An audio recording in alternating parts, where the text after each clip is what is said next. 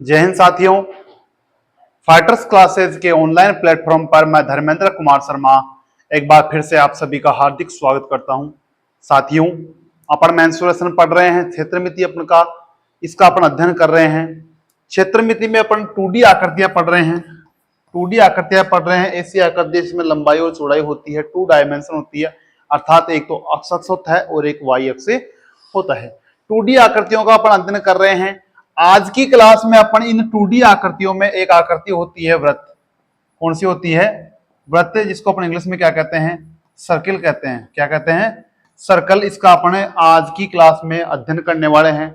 आज की क्लास में अपन पढ़ेंगे एक तो वृत्त की परिभाषा पढ़ेंगे। ध्यान देना साथियों, जो आज की क्लास होने वाली है अपनी वृत्त के बारे में बेसिक क्लास होने वाली है। वृत्त का क्षेत्रफल, परिमाप, वृत्त की परिभाषा, वृत्त के कौन कौन से भाग होते हैं, इनके बारे में आज की क्लास में अपन सब अध्ययन करेंगे। इसकी क्लास में देखो, सबसे पहले अपन पढ़ेंगे परिभाषा, फिर वृत्त के भाग। जो ये सर्कल है इसके भाग कौन कौन से होते हैं। जैसे भाग में अपन ने सबसे पहले लिया त्रिज्या, व्यास, परिधि, चाप, जीवा, त्रिज्याखंड, वृत्तखंड। जो अपन इसका अध्ययन करेंगे क्षेत्रफल और परिमाप में, ये चीजें इसमें शामिल होने वाली हैं। तो मैं बिल्कुल क्रम से बताऊंगा आपको, बिल्कुल बेसिक तरीके से समझाऊंगा, सरल भाषा में समझाने की कोशिश करूंगा कि वृत्त के जो पार्ट हैं, परिधि, चाप, जीवा, त्रिज्याखंड, वृत्तखंड, व्यास, त्रिज्या, ये है क्या चीज। तो इसको आगे अपन बढ़ाते हैं और शुरुआत करते हैं। सबसे पहले वृत्त किसे कहते हैं? किसे कहते हैं? वृत्त किसे कहते हैं? सबसे पहली बात आती है, अपन वृत्त पढ़ रहे हैं तो सबसे पहली बात होनी चाहिए कि वृत्त की अपने को परिभाषा आनी चाहिए। जैसे अपन ने त्रिभुज पढ़ा था तो त्रिभुज की परिभाषा अपन ने पढ़ी थी कि 3 भुजाओं से घिरी हुई बंद आकृति को क्या कहते हैं? त्रिभुज कहते हैं। अपन ने चतुर्भुज पढ़ा था तो अपन ने उसकी भी परिभाषा पढ़ी थी। ऐसे ही है वृत्त। वृत्त किसे कहेंगे? आज की क्लास देखो, वृत्त किसे कहेंगे। वृत्त का यहां पे मैं परिभाषा लिख रहा हूं, समतल। देखो मैंने एक शब्द लिखा है यहां पे, समतल। अपन ने ये चीज शुरू में ही पढ़ ली थी कि जो 2D आकृतियां होती है वो समतल पे होती है। किस पे होती है? समतल पे होती है। तो मैं कहूंगा समतल पर स्थित। ध्यान देना इसकी परिभाषा पे, समतल पर स्थित किसी बिंदु से, समतल पर स्थित किसी बिंदु से समान दूरी पर, एक एक शब्द का यहां पे महत्व है, देख लेना। समान दूरी पर स्थित बिंदु पथ क्या कहलाता है? वृत्त कहलाता है। शॉर्ट में मैंने इसकी परिभाषा लिखी है। यहां पे इस परिभाषा में हर शब्द का एक अपना अलग मतलब है। देखो ये कह रहा है समतल पर यह आकृति होगी वृत्त, तो समतल पर स्थित किसी बिंदु से कोई बिंदु होगा। ये लो मैंने बिंदु लिख दिया, ये वाला। ये समतल पर कोई बिंदु है, बिंदु से समान दूरी पर। जैसे मैंने ले लिया यहाँ पे 5 सेंटीमीटर, तो ये भी 5 सेंटीमीटर होगी, ये भी 5 होगी, तो ये भी 5 होगी, ये भी 5, ये भी 5, ये भी 5 और ये भी 5। किसी बिंदु से समान दूरी पर स्थित बिंदु पथ। अब जो ये पथ, बिंदु पथ, अर्थात जैसे मैं ये बिंदु बना दूं और उसको मैं समान रूप से मिला दूं तो ये क्या हो गया? एक तरह से बिंदु पथ हो गया। तो यही कह रहा है कि किसी बिंदु से समान दूरी पर स्थित बिंदु पथ, अर्थात यहां पे कुछ है बिंदु स्थित है, इनसे समान दूरी पर स्थित है ये, तो ये बिंदु है ना, इनको मिलाने वाली रेखा है ना, ये बिंदु पथ कहलाती है इसकी। तो ये जो समान दूरी पर किसी, देख लो समतल, ये समतल है, समतल पर किसी बिंदु से समान दूरी पर, सेम दूरी, इस बिंदु से जहां ये बिंदु स्थित है वहां की दूरी समान होनी चाहिए। समान दूरी पर स्थित बिंदु पथ, ये जो बिंदुओं का बिंदु पथ है, ये ही क्या कहलाता है? वृत्त कहलाता है। ये क्या कहलाता है? वृत्त कहलाता है। देख लो आप, साइकिल का पहिया है, मोटरसाइकिल का पहिया है, गाड़ी का पहिया है, ठीक है, ये एक तरह से पहिए का आकार हो गया ना, तो आप उनको क्या कह सकते हो? वृत्त कह सकते हो। वृत्त कह सकते हो। तो वृत्त की परिभाषा क्या हो गई? समतल पर स्थित किसी बिंदु से समान दूरी पर स्थित बिंदुपत क्या कहलाता है? वृत्त कहलाता है। अब यहां पे देखो तीन चार चीजें मैंने बोली है। समतल पर स्थित किसी बिंदु, ये जो है ना किसी बिंदु, ये किसी बिंदु का एक अलग मतलब है। समान दूरी पर स्थित, ये भी एक अलग मतलब है। और ये बिंदुपत, ये तो क्या हो गया? वृत्त हो गया। अब जो ये बिंदु है सेंटर वाला, ये जो बिंदु है ना, ये बिंदु, ये क्या कहलाता है? वृत्त का केंद्र कहलाता है। वृत्त का ये क्या कहलाता है? सेंटर पॉइंट कहलाता है। तो आप वृत्त का सेंटर क्या मानोगे? समतल पर स्थित वह बिंदु जिससे समान दूरी पर स्थित बिंदुपत क्या कहलाता है? वृत्त कहलाता है। तो ये जो ये सेंटर पॉइंट है वो क्या होगा? इसका केंद्र होगा। ठीक है। इससे आगे मैंने बताया आपको त्रिज्या, व्यास, परिधि, चाप, जीवा, त्रिज्यखंड, वृत्तखंड। तो ये चीजें देखो देख लेते हैं। फिर मैंने कहा है समान दूरी पर स्थित, यहां से ये समान दूरी आ रही है, ये वाली, ये जो समान दूरी है इसको अपन क्या कहते हैं? समान दूरी।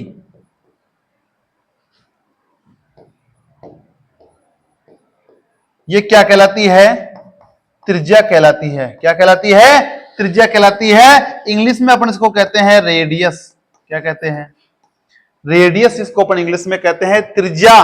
तो आप कहोगे त्रिज्या, त्रिज्या किसे कहते हैं? तो आप कहोगे कि समतल पर स्थित बिंदु से समान दूरी पर स्थित बिंदु पर वृत्त कहलाता है।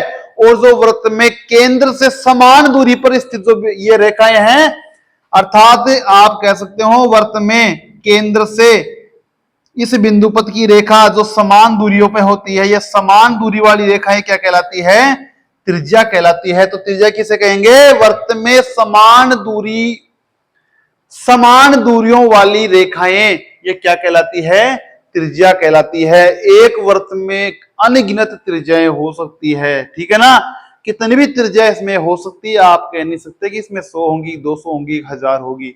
अनगिनत इसमें त्रिज्याएं हो सकती है। तो 2 पॉइंट मैंने क्लियर किए। वृत्त की परिभाषा, वृत्त का केंद्र और वृत्त की त्रिज्या। त्रिज्या को इंग्लिश में क्या कहते हैं? रेडियस कहते हैं। और इसे किससे निरूपित करते हैं? आर से निरूपित करते हैं। ठीक है। वृत्त की त्रिज्या को किससे निरूपित करते हैं? आर से निरूपित करते हैं। आगे चलते हैं। व्यास, एक चीज मैं यहां पे लेता हूं, व्यास। व्यास हमेशा त्रिज्या का दुगना होता है। त्रिज्या का दुगना क्या कहलाता है? व्यास कहलाता है। त्रिज्या का दुगना क्या कहलाता है? व्यास कहलाता है। जैसे मैंने सेंटर पॉइंट लिया, मैंने वृत्त बना दिया, ये तो इसकी क्या हो गई? त्रिज्या हो गई। लेकिन इस त्रिज्या को मैं इधर सेम बढ़ा दूं, इस त्रिज्या को मैं इधर सेम बढ़ा दूं जो केंद्र से गुजर रहा है, अर्थात वृत्त की परिधि पर स्थित 2 बिंदु। ध्यान देना भाई, व्यास किसे कहेंगे? वृत्त की परिधि पर स्थित 2 बिंदु जिनको मिलाने वाली रेखा, वृत्त की परिधि पर स्थित ऐसे 2 बिंदु जिनको मिलाने वाली रेखा वृत्त के केंद्र से गुजरती हो, वृत्त के केंद्र से गुजरती हो, यह क्या कहलाती है? वृत्त का व्यास कहलाता है। क्या कहलाता है? व्यास कहलाता है। डाईमीटर कहलाता है। इंग्लिश में कहते हैं डाईमीटर। ठीक है ना? इसको किससे निरूपित करते हैं अपन?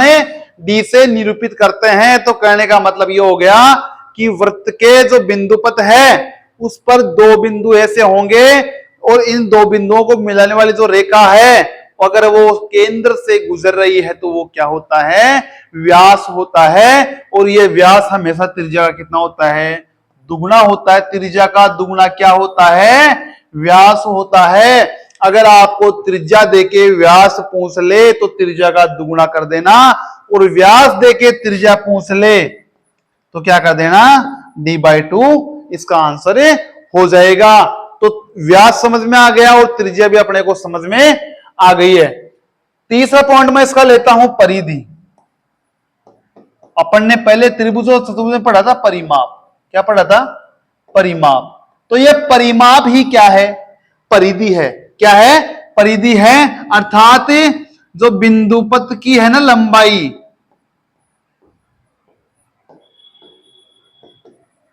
वही क्या कहलाती है? परिधि कहलाती है। वृत्त को चारों ओर से माप लो, वही इसको क्या कहलाती है? परिधि कहलाती है। क्या कहलाती है? परिधि कहलाती है। और इसका सूत्र क्या होता है? वृत्त की परिधि का सूत्र क्या होता है? 2 पाई आर। क्या होता है? 2 पाई आर। और इस पाई का मान हमेशा लेना है अपने को 22/7।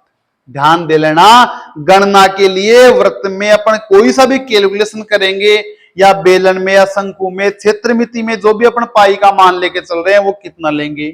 22/7 लेंगे। ठीक है ना? वैसे पाई का मान 22/7 नहीं होता है, ये 3.14 के समथिंग कुछ मान होता है, लेकिन गणना के लिए अपन कितना प्रयोग कर रहे हैं? 22/7। तो वृत्त की परिधि क्या होगी? 2 पाई आर। वृत्त की परिधि क्या हो जाएगी? 2 पाई आर, अर्थात 2 इंटू 22/7 इंटू आर। अगर मैं कह दूं किसी वृत्त की त्रिज्या कितनी है? 7 सेंटीमीटर है, तो उसकी परिधि ज्ञात करो तो कितनी आएगी? 44 सेंटीमीटर की इसकी क्या आएगी? परिधि आ जाएगी। अगर किसी वृत्त की त्रिज्या देके उसकी परिधि पूछ रहे तो क्या करना है अपने को? 2 पाई आर। ठीक है ना? ये वृत्त की परिधि क्या हो गई? जो बिंदुपथ की लंबाई है ना, उसको मापेंगे अपन, वही क्या कहलाएगी? परिधि कहलाएगी। तो परिधि का सूत्र क्या हो गया? 2 पाई आर। इसको अच्छे से याद कर लेना है, 2 पाई आर को। ठीक है ना? आगे अपन पढ़ते हैं। देखो अपन ने क्या क्या पढ़ लिया? त्रिज्या पढ़ लिया, व्यास पढ़ लिया, परिधि पढ़ ली। अब पढ़ेंगे चाप और त्रिज्या।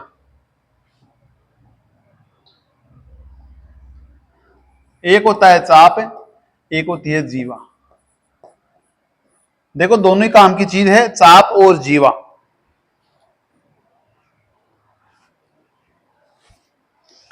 एक होता है चाप, एक होती है जीवा। वृत्त की जो परिधि है ना, अपन ने पहले पढ़ी है, इसको इंग्लिश में अपन क्या कहते हैं? सरकमफेरेंस। क्या कहते हैं? सरकमफेरेंस। ठीक है ना? ध्यान रखना इसका इंग्लिश में। परिधि को क्या कहते हैं? सरकमफेरेंस कहते हैं। अब आगे पढ़ रहे हैं अपन चाप और जीवा। क्या पढ़ रहे हैं? चाप और जीवा।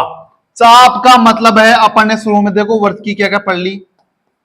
त्रिज्या पढ़ ली, व्यास पढ़ लिया और परिधि पढ़ ली। ये 3 चीजें अपन ने पढ़ ली, तो ये चीजें अपने लिए बिल्कुल भी हार्ड नहीं है, बिल्कुल इजी चीजें हैं। मैं एक डायग्राम यहां पे बना लेता हूं। ये सेंटर हो गया, ये मैंने वृत्त खींच दिया, यहां से ये त्रिज्या खींच दी। ठीक है? और ये वृत्त की क्या हो गई? परिधि हो गई। कितनी हो गई? 2 पाई आर। ये वृत्त की पूरी क्या हो गई? परिधि हो गई। अब ये कहता है चाप किसे कहेंगे? चाप किसे कहेंगे? आप क्या कहोगे? चाप परिधि पर स्थित 2 बिंदुओं।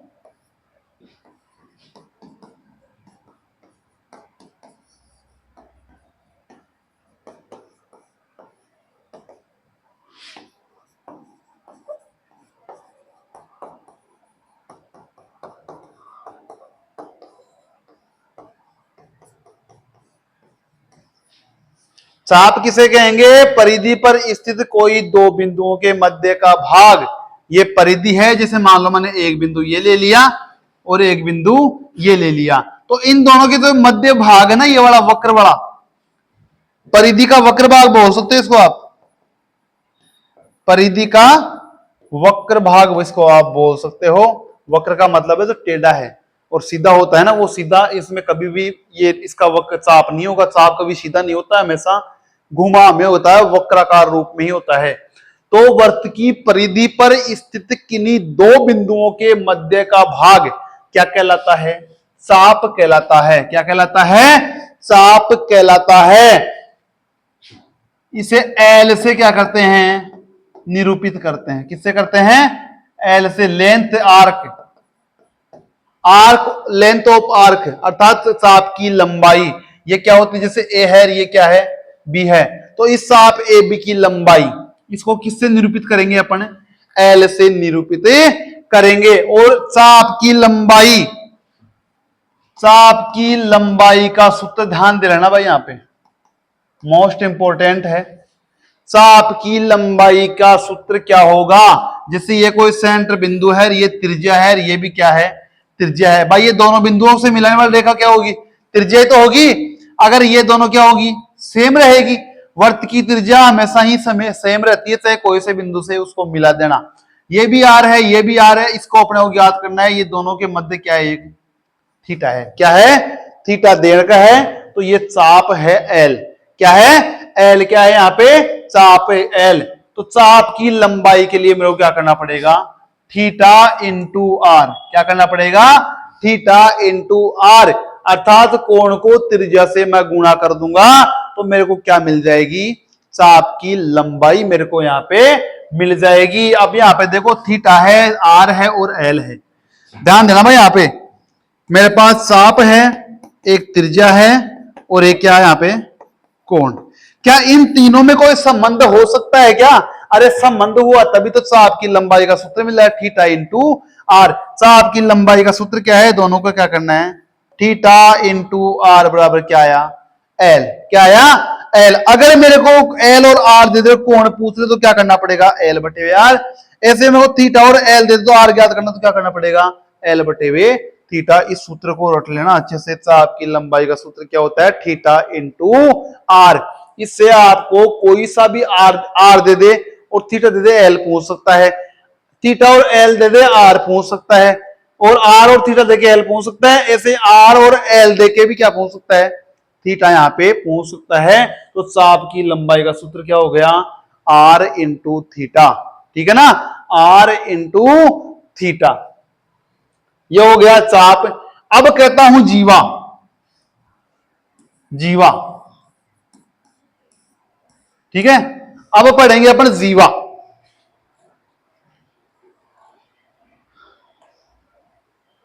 इसको अपन इंग्लिश में कहते हैं कोड, CHORD। ठीक है ना? सी से अपन इसको निरूपित करते हैं जीवा को। जीवा किसे कहेंगे? जैसे मान लो ये कोई वृत्त है, ये सेंटर बिंदु, ये तो हो गया इसका आर। ठीक है। ये और ये मैंने मान लिया एक और आर। ये क्या हो गया इसका? चाप। ठीक है। ये हो गया इसका थीटा। अब ये कहता है जीवा। जीवा का मतलब है परिधि पर।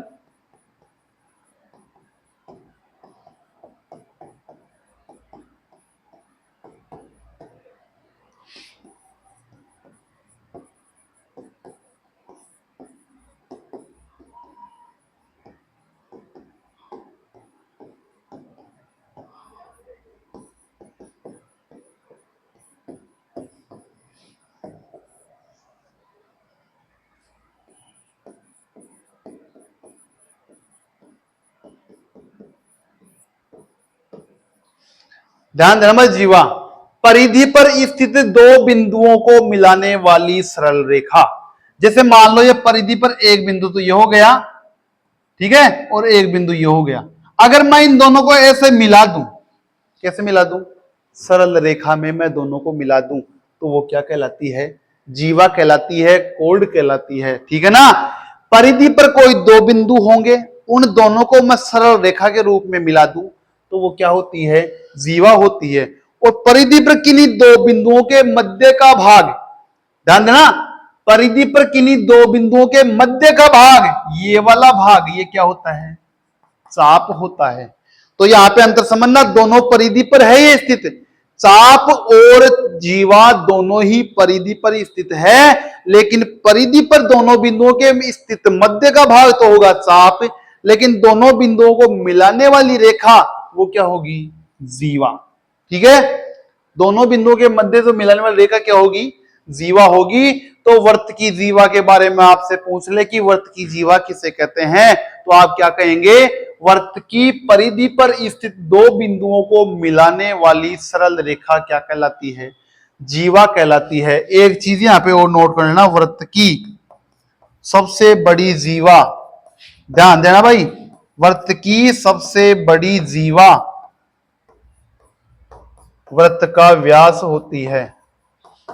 वृत्त का व्यास होती है। वृत्त का व्यास क्या होता है? मैंने आपको पढ़ाया है वृत्त का व्यास।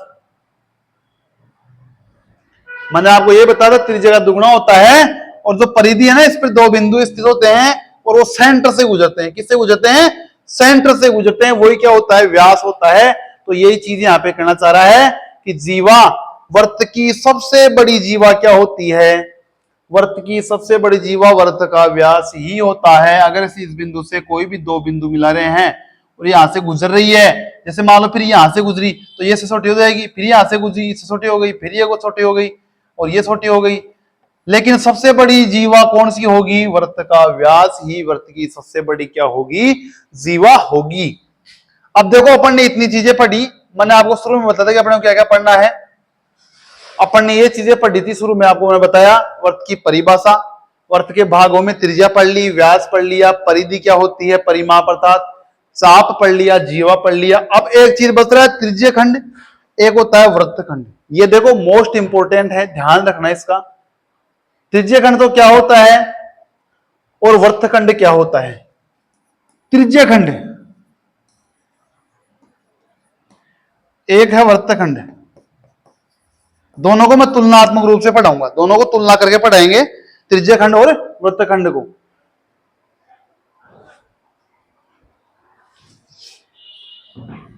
दोनों के लिए मैं डायग्राम बना लेता हूं। यहां पे एक वृत्त बना लिया मैंने, ये सेंटर हो गया, ये त्रिज्या हो गई, ये त्रिज्या हो गई, ठीक है।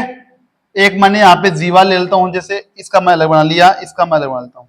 ये वृत्त लिया, ये सेंटर हो गया, ठीक है, और ये मैंने जीवा बना दी, ठीक है। त्रिज्य खंड, त्रिज्या के द्वारा कोई वृत्त का भाग बना दिया हो।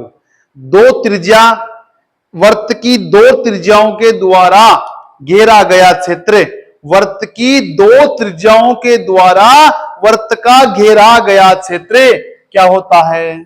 त्रिज्य खंड होता है। यह सेंटर बिंदु, ये दोनों क्या है? इसकी त्रिज्या है। तो इन दोनों त्रिज्याओं के द्वारा, ध्यान देना, इन दोनों त्रिज्याओं के द्वारा चाप के साथ घेरा गया केंद्र क्षेत्र, चाप ही है ना, ये चाप है ना, एक और दो बिंदुओं के बीच में। ये जैसे मैं कह दूं ये O है और ये A है, ये क्या है? B है। तो वर्त की किन्हीं दो त्रिज्याओं के साथ में, वर्त की किन्हीं दो त्रिज्याओं के द्वारा चाप के साथ घेरा गया क्षेत्र, वर्त की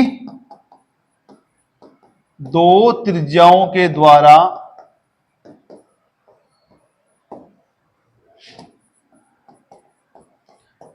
चाप के साथ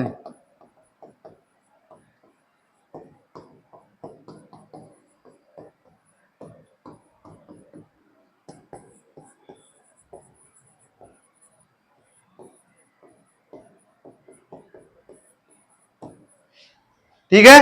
वर्त की दो त्रिज्या है और ये चाप है, त्रिज्या और चाप के द्वारा घेरा गया क्षेत्र, ये जो क्षेत्र घेरा हुआ ना ये वाला, ये इसका क्या है? त्रिज्य खंड है। क्या है? त्रिज्य खंड है। अब आप ये कहोगे कि ये दो त्रिज्या है, एक और दो, ये भी तो एक तरह से चाप ही हुआ ना, हुआ ना भाई। एक बिंदु दो बिंदु, ये यहां से लेके यहां तक भी क्या हो गया? चाप हो गया। कोई दिक्कत नहीं है मेरे को। ये दो त्रिज्या, ये जो चाप है इसके द्वारा घेरा गया क्षेत्र, ये भी क्या है? एक तरह से त्रिज्यखंड ही है, ठीक है। दो त्रिज्यखंड बन गए, यहाँ पे दो ही त्रिज्यखंड बनेंगे, एक तो ये वाला बन गया, एक ये वाला बन गया। इसको तो मैं क्या कह सकता हूं? लघु त्रिज्यखंड। क्या कह सकता हूं? लघु त्रिज्यखंड। इसको मैं क्या कह सकता हूं? दीर्घ त्रिज्यखंड। क्या कह सकता हूं? दीर्घ त्रिज्यखंड। तो त्रिज्यखंड समझ में आ गया होगा सभी के। वर्त की दो त्रिज्याओं के साथ चाप द्वारा घेरा गया क्षेत्र क्या कहलाता है? त्रिज्यखंड कहलाता है। त्रिज्यखंड दो प्रकार के हैं, लघु त्रिज्यखंड और दीर्घ त्रिज्यखंड। वर्त में दो ही त्रिज्यखंड बनेंगे, एक लघु बनेगा तो दूसरा ऑटोमेटिक दीर्घ हो जाएगा, ठीक है। दोनों बराबर हो सकते हैं, दोनों छोटे बड़े भी हो सकते हैं, ठीक है। अब देखो देते हैं वृत्तखंड। कुछ भी अंतर नहीं है वर्त की जीवा के द्वारा।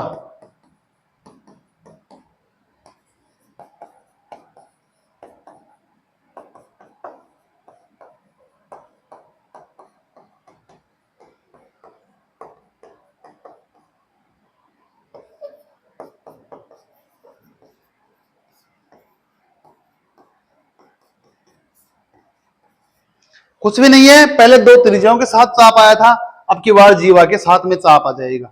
ये जो जीवा दिख रही है अपने को ए और ये बी, और ये चाप है ना, ये चाप, ये जीवा और ये चाप, तो जीवा और चाप के साथ में ये जो क्षेत्र घेरा गया है ना ये वाला, ये क्या कहलाता है? वृत्तखंड कहलाता है। कि वृत्त का एक टुकड़ा है, जीवा और चाप के द्वारा घेरा गया क्षेत्र क्या कहलाता है? वृत्तखंड कहलाता है। ये जीवा है और ये भी पूरा चाप है, तो ये भी एक तरह से क्या है? वृत्तखंड है। ये लघु वृत्तखंड हो गया और ये दीर्घ वृत्तखंड हो गया। ठीक है, ये लघु वृत्तखंड हो गया और ये दीर्घ वृत्तखंड हो गया। ऐसे ही लघु त्रिज्यखंड और दीर्घ त्रिज्यखंड होता है, ऐसे ही लघु वृत्तखंड और लघु दीर्घ वृत्तखंड होता है। तो जो अपन ने क्लास में पढ़ा है, क्या क्या चीजें पढ़ ली अपन ने?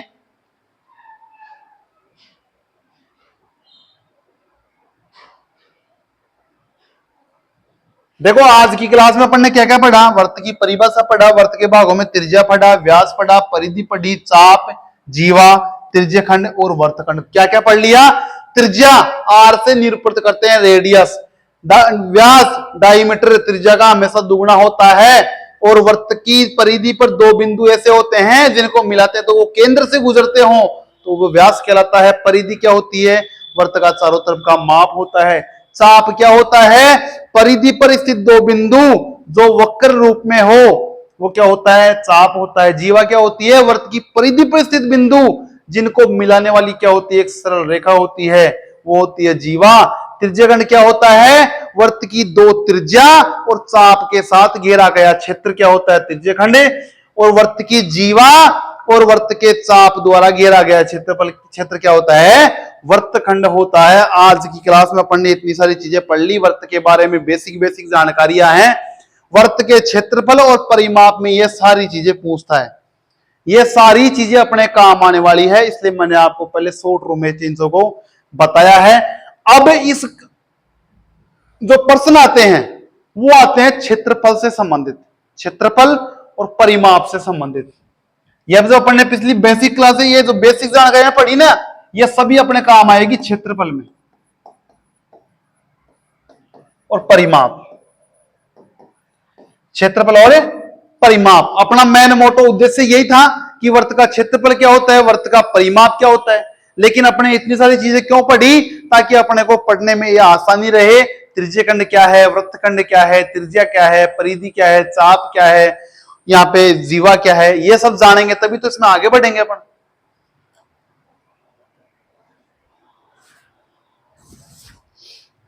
अब देखो क्षेत्रफल, मोटी मोटी चीजें मैं यहां पे लिख देता हूं। वर्त का क्षेत्रफल,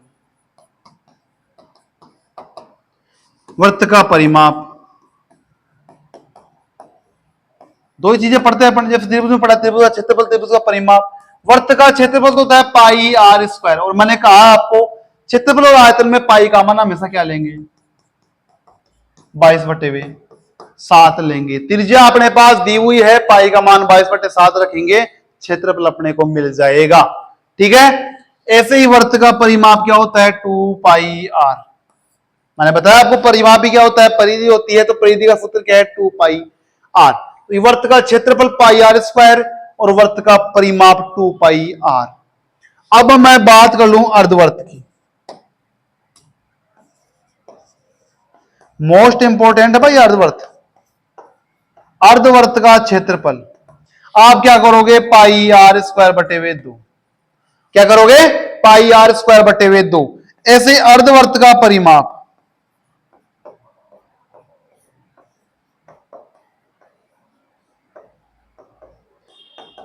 2πr बटे हुए 2, यही होगा क्या? ये इसका क्षेत्रफल, ये परिमाप का सूत्र नहीं होगा। देख लो क्यों नहीं होगा। ये अपने पास वर्त है, अर्धवर्त क्या होगा? इसको मैं काट दूंगा, बीच में से काटूंगा तभी तो बनेगा ना अर्धवर्त। कोई मेरे पास वर्ता पहिया है, उसको मैंने काट दिया, आधा आधा उड़ा दिया, आधा मेरे पास रख लिया, मैंने पूछ लिया। और क्षेत्रफल की मैं इसमें बात करूंगा तो पूरे का क्षेत्रफल मैं 2 का भाग लगाता हूं, क्षेत्रफल मेरे पास आ जाएगा। लेकिन परिमाप की मैं जब बात करूं, अगर मैं इसको यहां से लेकर यहां तक काट दूंगा तो ये खुला थोड़ी रहेगा। ये भी तो हो गया सामा इसमें मिलाने वाली रेखा। ये जो सेंटर पॉइंट था ये भी आर है, ये भी क्या है? आर। और ये जो पूरा है ये क्या है? 2πr का आधा है। आधा है, नहीं है, 2 से 2 कट गया तो कितना बच गया, पाई आर। लेकिन ये भी अपन इसमें जोड़ेंगे परिमाप में तो क्या आएगा, 2r। Pi are plus 2r, ध्यान देना 2 पाई आर का आधा मत कर देना, 2r को और जोड़ देना, आधा करो तो 2r को और जोड़ देना, क्योंकि ये दोनों चीजें अपने को इसमें मिलाएंगे, व्यास भी इसमें पूरा मिलेगा, तब इसका क्या होगा, परिमाप। और परिमाप क्या होता है, यहां से लेके स्टार्ट कर दिया, इसको मिलाते हुए चले और यहां तक मिला दिया, तो ये तो अपन ने मिला दिया कितना, पाई आर, और इसको मिलाया तो कितना हो गया, 2r। तो अर्धवर्त का परिमाप कितना होता है, पाई आर प्लस 2r होता है। चारों सूत्र ध्यान दे लेना, वर्त का क्षेत्रफल पाई आर स्क्वायर, वर्त का परिमाप या परिधि 2 पाई आर, अर्धवर्त का क्षेत्रफल पूछ तो पाई आर स्क्वायर बटे 2 कर देना। लेकिन अर्धवर्त का जब परिमाप पूछ ले तो अपने को क्या करना है, पाई आर प्लस 2r कर देना है। ये चीजें हो गई वर्त के क्षेत्रफल से संबंधित, ठीक है। और मैंने आपको इसमें पहले ये बताया भी है कि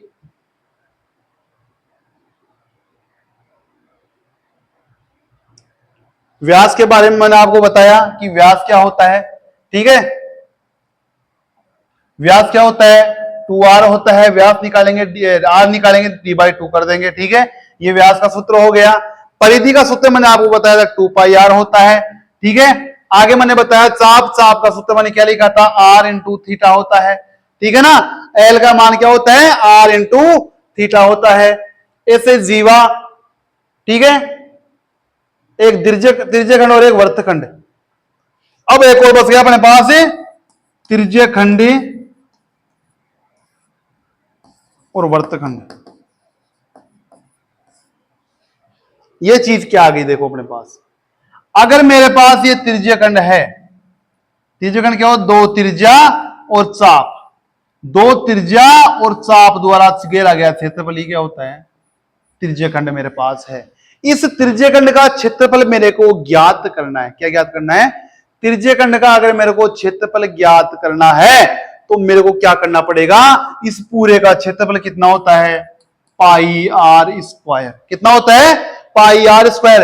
और ये क्या है, थीटा कोण है, यहाँ पे कितना है, थीटा कोण है। पूरा कितना बनता है, 360 डिग्री का, तो थीटा में किसका भाग लगा दो, 360 का भाग लगा दो। सूत्र को रटने की आवश्यकता नहीं है। त्रिज्यखंड का क्षेत्रफल अपने को ज्ञात करना तो क्या करेंगे, पाई आर स्क्वायर और थीटा बटे हुए 360, या आर नहीं दे रखा हो, ये थीटा नहीं दे रखा हो तो क्या करेंगे, 1/2 into L into R. L into R, अगर ये चाप दे दे और ये त्रिज्या दे दे, एल का मान दे दे और आर का मान दे दे, थीटा नहीं दे रखा तो क्या होगा, एल इंटू आर कर देंगे अपने, क्या दिक्कत है। और यहां पे एल का सूत्र क्या लिखेंगे, 2 पाई आर थीटा बटे हुए 360।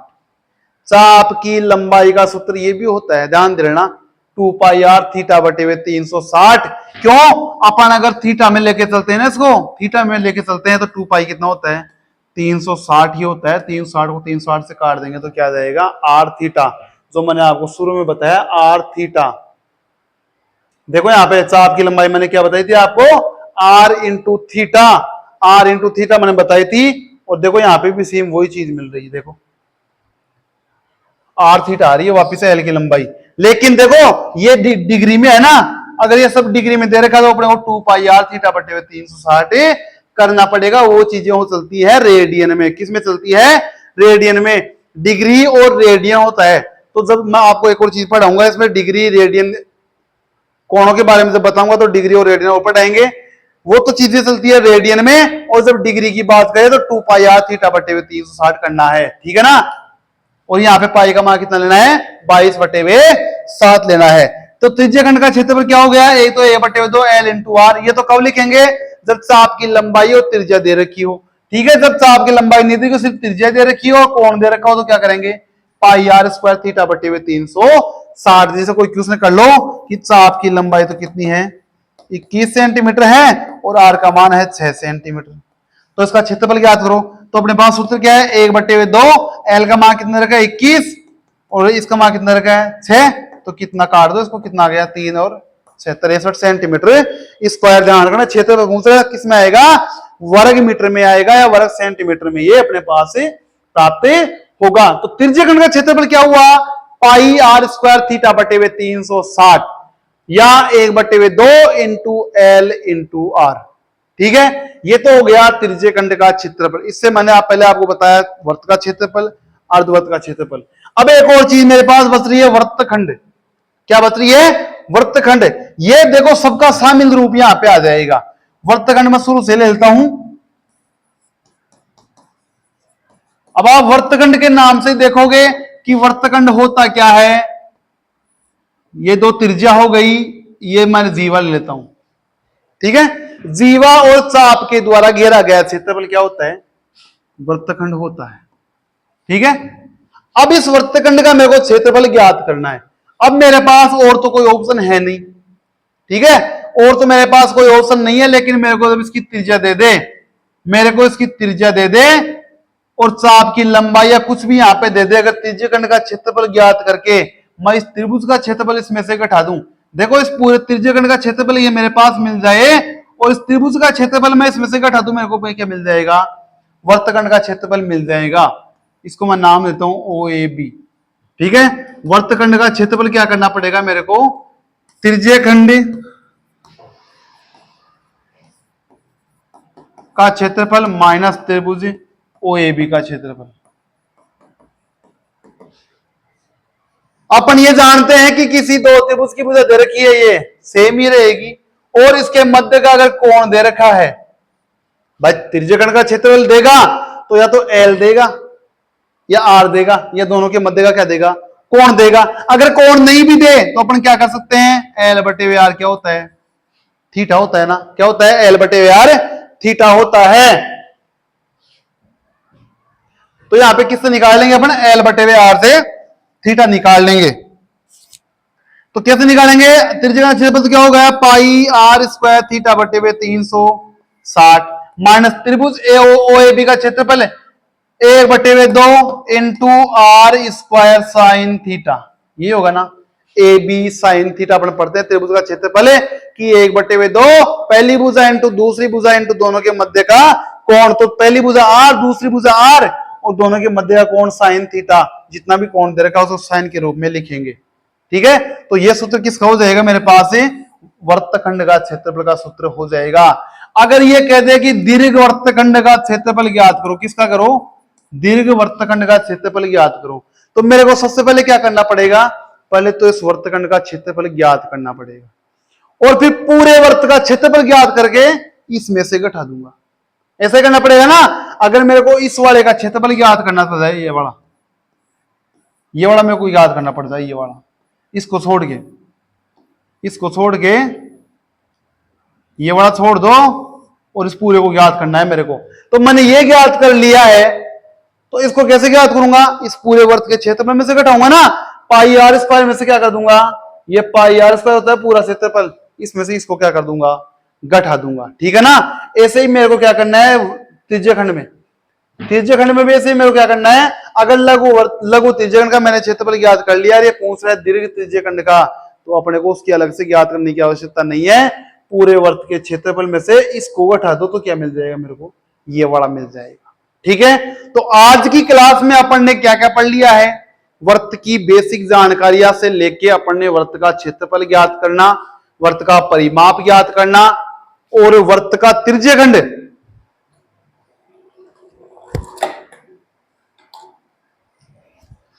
वर्त का जो त्रिज्यखंड है उसका क्षेत्रफल ज्ञात करना सीखा। दीर्घ त्रिज्यखंड का क्षेत्रफल का सूत्र देखा और लघु त्रिज्यखंड का क्षेत्रफल का सूत्र देखा। इसी प्रकार से वर्तखंड देखा अपन ने। वर्तखंड का क्षेत्रफल कैसे ज्ञात करते हैं वो भी अपन ने देख लिया। सूत्र कौन सा लगाएंगे? Pi r square theta minus 360 minus 1/2 r square sine theta. तो वर्त का क्षेत्रफल, त्रिज्यखंड का क्षेत्रफल, वर्तखंड का क्षेत्रफल कोई हार्ड चीज नहीं है। सिर्फ अपने को मालूम रहना चाहिए कि जीवा क्या होती है, त्रिज्यखंड क्या होता है, वर्तखंड क्या होता है, चाप क्या होता है, त्रिज्या क्या होती है, व्यास क्या होता है। अगर ये चीजें अपनी सभी को क्लियर है तो वर्त का क्षेत्रफल, त्रिज्यखंड का क्षेत्रफल ज्ञात करने में अपने को कोई भी समस्या नहीं आने वाली। आशा करता हूं आज की ये क्लास आप सभी को पसंद आई होगी। अगर आपको ये वीडियो अच्छा लगा तो लाइक कीजिए, शेयर कीजिए और चैनल को अधिक से अधिक सब्सक्राइब कीजिए। जय हिंद।